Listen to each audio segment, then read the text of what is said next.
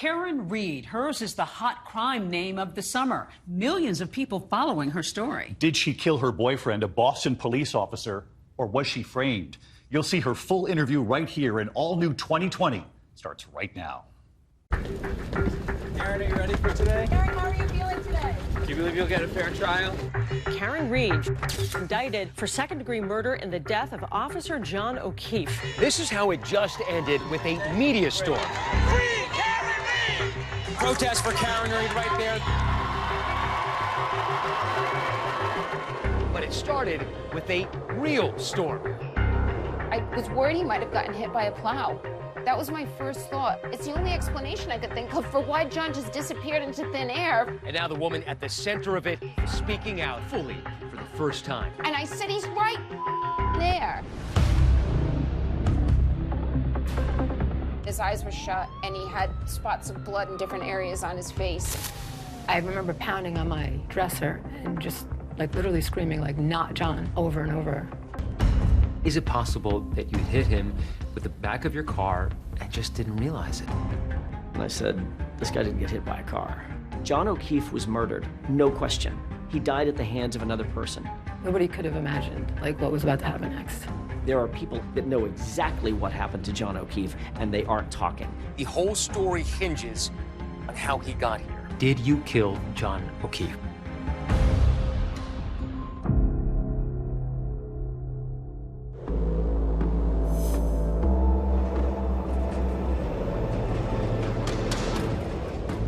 A snow emergency has been declared, and the Boston residents need to be prepared for this one. This is likely to be an intense, dangerous storm with heavy snow, high winds, and whiteout conditions.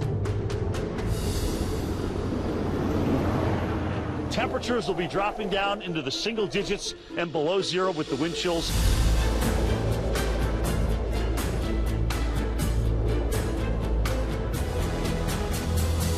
We're talking about treacherous conditions, dangerous, sometimes life-threatening conditions here in Boston. Best thing you can do is stay inside.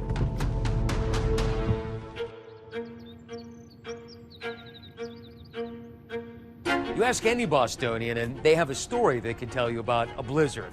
But the blizzard of 2022 was a pretty epic one. By the time it was over, it would make the record books. But the story of what unfolded in the nearby suburb of Canton, Massachusetts, that January night would also be one for the ages. A murder that continues to tear apart an entire town. His body was found in a snowbank in Canton. His body discovered in a pile of snow. Injuries, including skull fractures and signs of hypothermia. The question is, how did this happen? Who is responsible? It begins in the middle of the night with the blizzard raging, and Karen Reed says she wakes up to find her boyfriend, John O'Keefe, not at home. Now, despite that storm, they've been out together with friends at bars, and she says she went home first. He stayed out. So she starts anxiously calling the friends they'd been out with just a few hours earlier. I called a few of his buddies, their wives. I knew something was wrong. One of her first calls is to Jennifer McCabe, part of that group. When the bar closed, Jennifer and others had gone to have drinks at a nearby house on Fairview Road. But Karen says she didn't feel like staying out, so she says she dropped off John outside the house and continued back to his place. I said, Jen, John didn't come home. Now Karen Reed appears to be in a full panic. So I said, well, then I don't know where he is. And I said, I'm gonna go back to the bars. Maybe they let people back in after hours. Her next call is to John's friend, Carrie Roberts, who lives nearby. Now, she wasn't at the after party or with anybody who was, but maybe she's heard from him. She hasn't. Carrie Roberts makes a call to the local hospital, to the police department, trying to see if anything happened to John that night. Hi, my name is Carrie. I'm calling because my friend's boyfriend did not come home last night. We were at Waterfall. She doesn't know where he is. You didn't pick anybody up by the name of John O'Keefe, did you? He has not been admitted to a hospital, and he has not been involved in any accidents. Not a single person says they've seen John since he left the bar. You were going to canvass the rest of the neighborhood? Yeah, I'm just gonna drive around in the 2 square miles that we spent the preceding night. Now I have an immense sense of dread, like a fright in me that I have not experienced before. So you're driving around, do you expect to see him like lying on the street drunk? Yeah. Or passed out? I was worried he might have gotten hit by a plow. That was my first thought. It's the only explanation I could think of for why John just disappeared into thin air. He's not where I thought he was, and nobody has seen him. The only other vehicles on the road are plows. This is 90.9 WBUR. It is 24 degrees in Boston, and there will be near whiteout conditions at times. I go back by the bars, I drive around. After about 20 minutes of driving around, I go to get Jen. She gets to Jennifer McCabe's, Carrie Roberts shows up, and they decide together, let's go back to John's. You can see this moment captured on one of John's home security cameras. The three women head inside to see if John has come home. So now it's 5:36, still pitch black outside, and we spent about 10 minutes at John's. The three women are now taking this harrowing ride around town in the blizzard conditions. They're searching for John, screaming his name. Karen is in the backseat. Now she's frantically texting more people, but again, no one says they've heard from John. Now the women decide to go back to Fairview Road, where Karen says she last saw John, dropping him off for the after party. As you come down Fairview, there's a bit of a decline, and it curves to the left, and my eyes are peeled. And I said, he's right there. I jumped out the passenger side, and I fell into the street. His eyes were shut, and he had spots of blood in different areas on his face, and he was still. Not stiff, but still.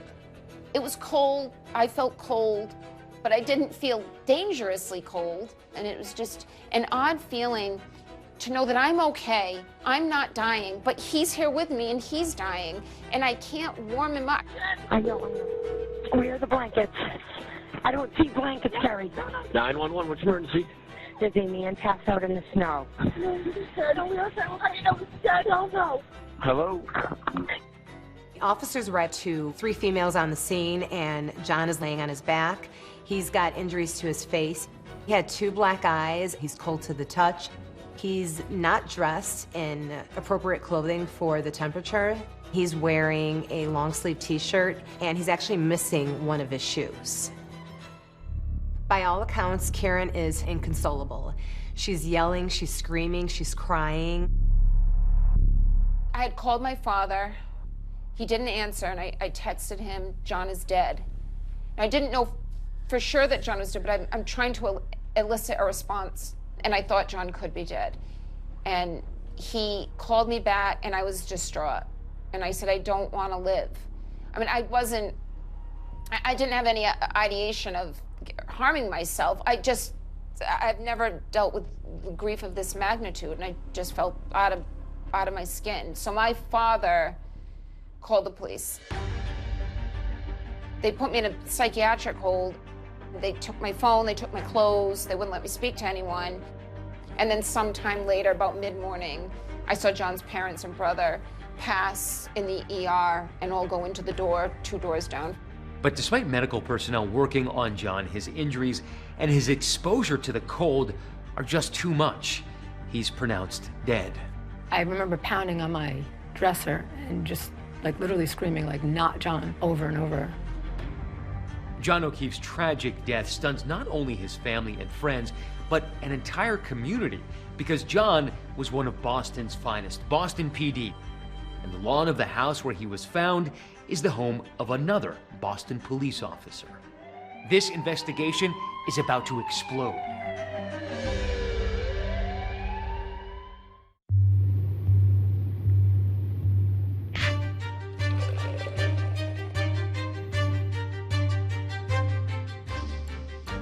What was supposed to be a night of fun and drinks and hunkering down with friends before a blizzard turns into a tragedy. Officer John O'Keefe is mysteriously dead after being found outside during a blizzard. John O'Keefe, a 16-year veteran of the department, was killed this past weekend during that powerful nor'easter. It's not clear how he died. His body discovered outside the Canton home of a fellow officer.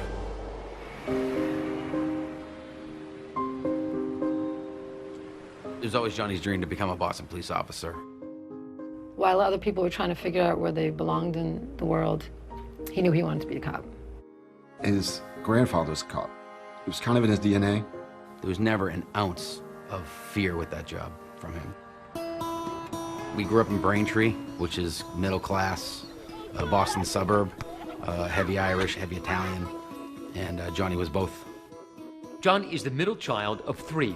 His sister Kristen is just 22 months older, and his brother Paul several years younger. They were kind of your prototypical middle-class Braintree family. Always a lot of stuff going on at the house. His mother is an unbelievable cook, mainly Italian. His dad is a very solid, consistent, funny guy.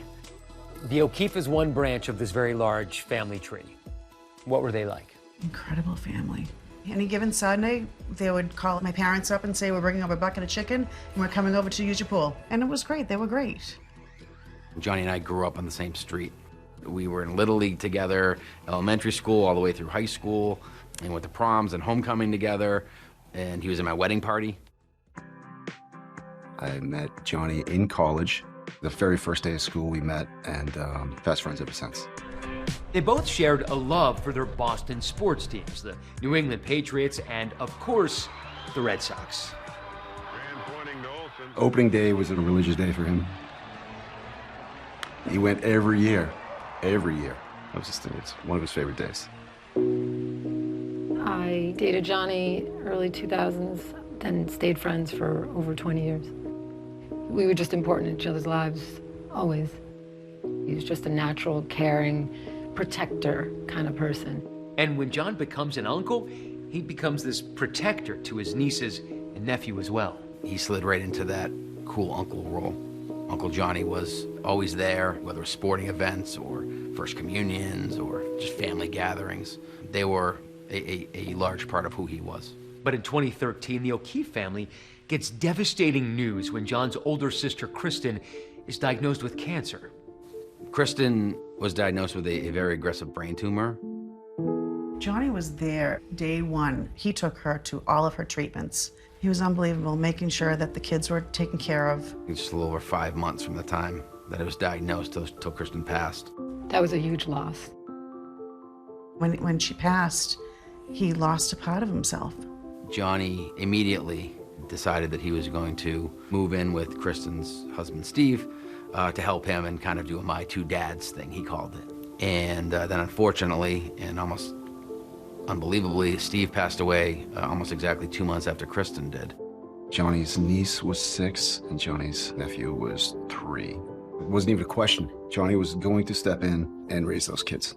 He was about to become a single parent overnight.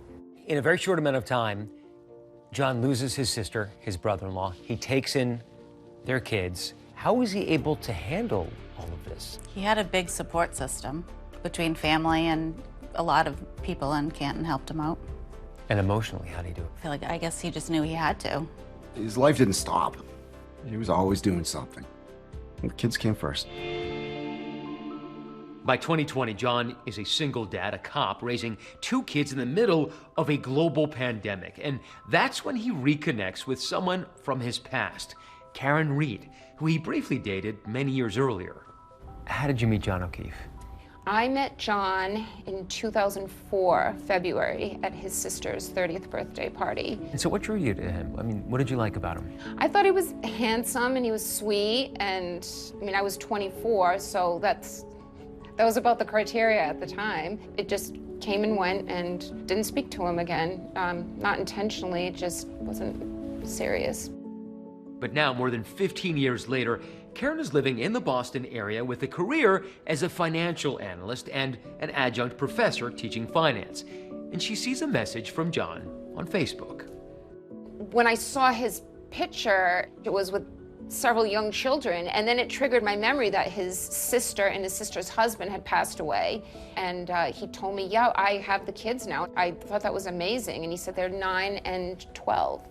3 days later, he came over and I cooked, and it was like very natural. How serious did things get that second round? Pretty serious, very fast. The second week, he said, do you want to come, meet the crew, meet his niece and nephew? I was happy to go. Was there talk of marriage? No. No. Did you want that? I would have considered it strongly for John, but it's not ever been something that I've aspired to.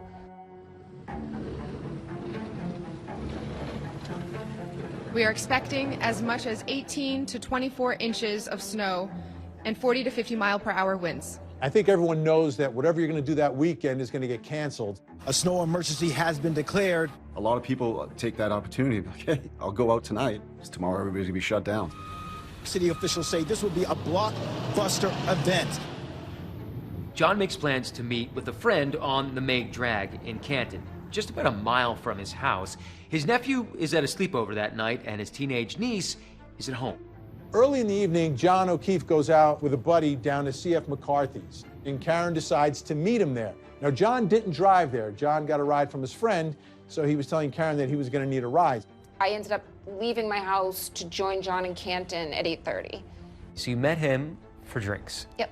How did the night go? It was fine. I walked in, he was with 3 other fellas. I got there a little after 9, and he gave me a hug.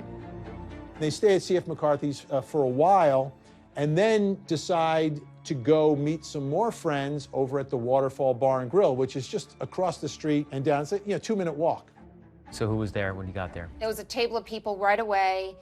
At the table are members of a couple of families who have deep ties to the town, the Alberts and McCabe's. We've got Chris Albert, who used to live down the street from John.